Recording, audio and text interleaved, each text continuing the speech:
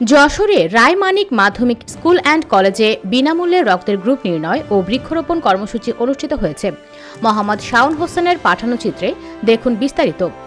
যশোর সদর উপজেলার কচুয়া ইউনিয়নের রায়মানিক একে বিশ্বাস ড্রিম মাধ্যমিক স্কুল অ্যান্ড কলেজের উদ্যোগে বিদ্যালয়ের ছাত্রছাত্রীদের বিনামূল্যে রক্তের গ্রুপ নির্ণয়, স্কুলের ডিজিটাল হাজিরা, বিদ্যালয় সিসি ক্যামেরা ও বৃক্ষরোপণ কর্মসূচি অনুষ্ঠিত হয়েছে।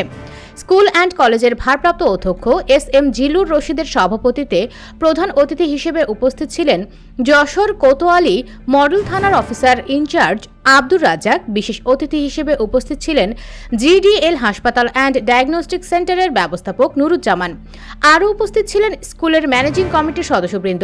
এ সময় প্রধান অতিথি স্কুল প্রাঙ্গণে বৃক্ষরোপণ করেন এবং জিডিএল হাসপাতাল অ্যান্ড ডায়াগনস্টিক সেন্টারের সহযোগিতায় স্কুলের ছাত্রছাত্রীদের ফ্রি রক্তের গ্রুপ নির্ণয় করা হয়।